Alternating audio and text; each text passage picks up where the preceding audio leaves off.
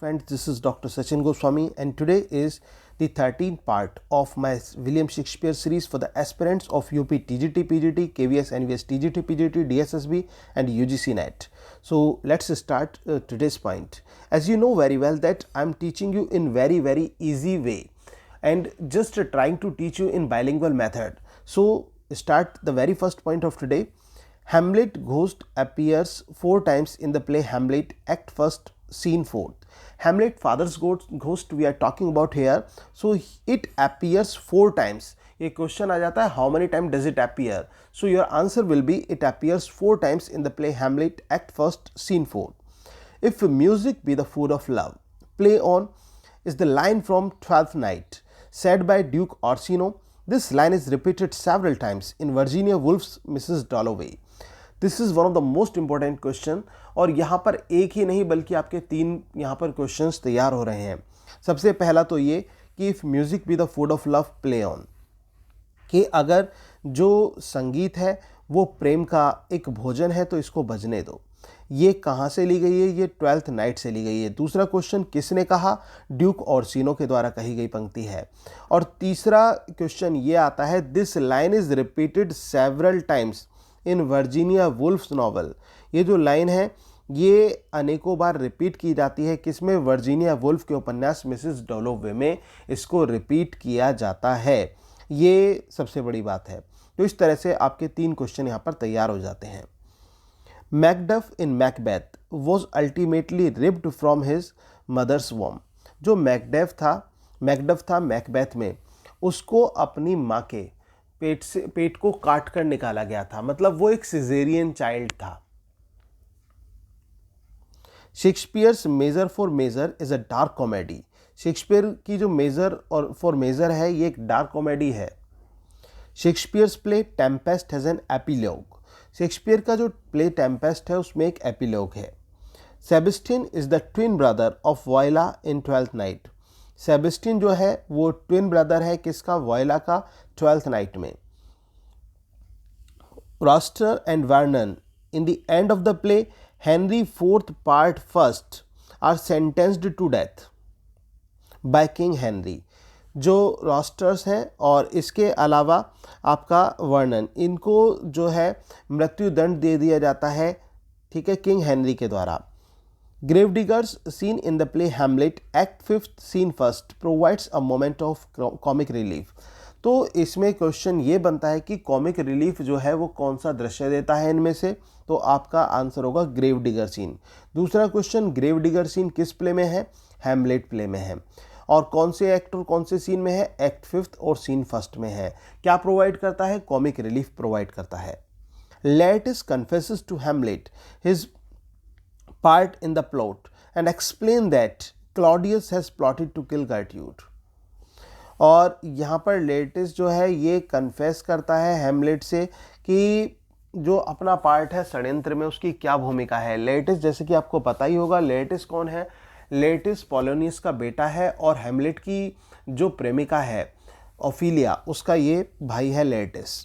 वो अपना जो षड्यंत्र उसने रचा था उसमें अपना हाथ होना, मतलब वो कन्फेस करता है कि हाँ मेरा उस षड्यंत्र में मेरा हाथ है. और वो ये भी बताता है कि क्लॉडियस ने गर्ट्यूड को मारने का भी षड्यंत्र रचा था. Thou which art but air.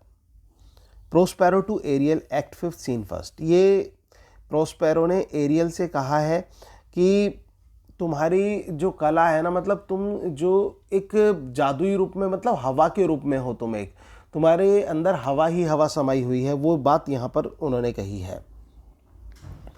Shakespeare's play the Tempest is the last play of Shakespeare that follows the unity of time, place and action. वो कौन सा प्ले है शेक्सपियर का जो तीनों यूनिटी को प्रॉपरली फॉलो करता है? So it is the Tempest, the last play of Shakespeare. सबसे पहला क्वेश्चन, टेम्पेस्ट किसका प्ले है? शेक्सपियर का प्ले है. कौन सा प्ले है? लास्ट प्ले है. और क्या चीज़ फॉलो करता है? ये यूनिटी को फॉलो करता है, टाइम, प्लेस एंड एक्शन को. Iris, Ceres, Juno and Ariel are the spirits in the play the Tempest. ये जो है आयरिस और सेरिस और जूनो और एरियल, ये स्पिरिट है टेम्पेस्ट प्ले में. Laertes the son of Polonius and the brother of Ophelia in the play Hamlet. Laertes जो है वो पोलोनियस का बेटा है और ओफिलिया का भाई है इसमें हेमलेट प्ले में। एक बार मैं फिर से रिपीट कर देता हूँ जो पॉइंट मैंने आज आपको बताए। The very first Hamlet ghost appears 4 times in the play Hamlet. Hamlet के फादर का जो घोस्ट है वो 4 बार यहाँ पर हेमलेट प्ले में आता है। If music with the food of love play on is the line from 12th night said bye Duke Orsino. ये जो लाइन है कि if music with the food of love play on, ये 12th नाइट से ली गई है और Duke Orsino के द्वारा कही गई है और ये लाइन अनेकों बार रिपीट की गई है वर्जीनिया वुल्फ्स के उपन्यास मिसेस डॉलोवे में। मैकबेथ में जो है वो अपनी माँ के पेट से मतलब पेट काट कर निकाला गया था, वो एक सिजेरियन चाइल्ड था। जैसा कि ये था ना कि माँ के पेट से जन्मा जो नेचुरल जो बर्थ है वो बच्चा जो है उसको मार नहीं सकता मैकबेथ को, तो यहाँ पर ये कंडीशन बताई गई कि मैकडफ जो है वो एक सिजेरियन चाइल्ड था, उसको वक्त से पहले ही पेट काट कर निकाल लिया गया था। Shakespeare's Measure for Measure is a dark comedy. Shakespeare की मेजर फॉर मेजर क्या है? एक डार्क कॉमेडी है। Shakespeare's play the Tempest has an epilogue. Shakespeare के प्ले टेम्पेस्ट में एक एपिलॉग है। सेबेस्टियन जो है वो ट्विन ब्रदर है वोयला का 12th नाइट में, और रॉस्टर और वर्नन जो है ये Henry 4th part first play में लास्ट में किंग हेनरी के द्वारा इनको जो है मृत्युदंड दे दिया जाता है, are sentenced to the death. Gravedigger scene in the play Hamlet act 5th scene first. Gravedigger scene जो है वो हेमलेट प्ले में एक्ट 5th सीन फर्स्ट में आता है और ये कॉमिक रिलीफ को प्रोवाइड करता है। लेटिस ये कन्फेस करता है कि हेमलेट जो है हेमलेट से ये कन्फेस करता है कि उसका षड्यंत्र में हाथ है, और वो ये भी बताता है कि क्लॉडियस ने गर्ट्यूड को मारने का प्लान रचा था। गर्ट्यूड जैसे कि आप जानते हैं कि वो हेमलेट की जो माँ थी और किंग हेमलेट की वाइफ भी कह सकते हैं, जो हेमलेट के फादर किंग हेमलेट थे। दाउ विच आर्ट बट एयर, और यहाँ पर ये जो लाइन है कि तुम तो हवा की तरह हो या फिर हवा की तरह पूरी शक्ति तुम्हारे अंदर समाई हुई है, तो ये प्रोस्पेरो ने एरियल से कहा एक्ट 5th सीन फर्स्ट में। और Shakespeare's play the Tempest the last play of Shakespeare that follows unity of time place and action. Shakespeare का जो प्ले टेम्पेस्ट है वो लास्ट प्ले है शेक्सपियर का जो टाइम प्लेस और एक्शन यूनिटी को फॉलो करता है। Iris, Ceres, Juno, Ariel are the spirits in the play the Tempest. ये टेम्पेस्ट प्ले में ही सारी स्पिरिट्स हैं। Laertes the son of Polonius and the brother of Ophelia in the play Macbeth. Laertes जो है वो पोलोनियस का बेटा है और ओफिलिया का भाई है हेमलेट प्ले में।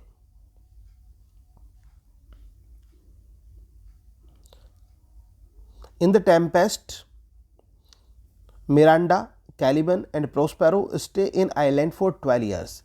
टेम्पेस्ट प्ले में मिरांडा, कैलिबन और प्रोस्पेरो जो हैं वो 12 साल के लिए एक आइलैंड पर रुकते हैं।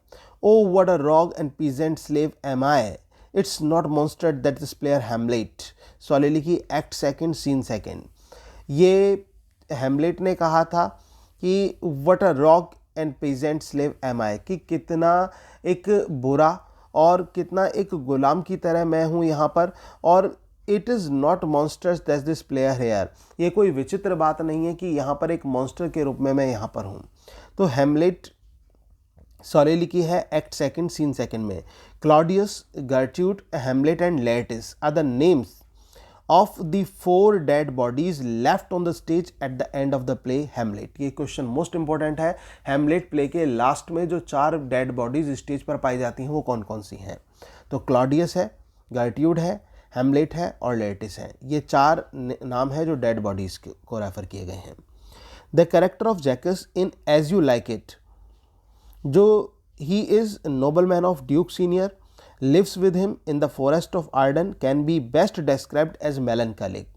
जो कैरेक्टर है जैकस का वो As you like It play में आता है और ये एक नोबल मैन है ड्यूक सीनियर का, जो कि ड्यूक सीनियर के साथ रहता है फॉरेस्ट ऑफ आर्डन में, और can be best described as melancholic, और उसको मेलनकैलिक के रूप में बेस्ट डिस्क्राइब किया जा सकता है।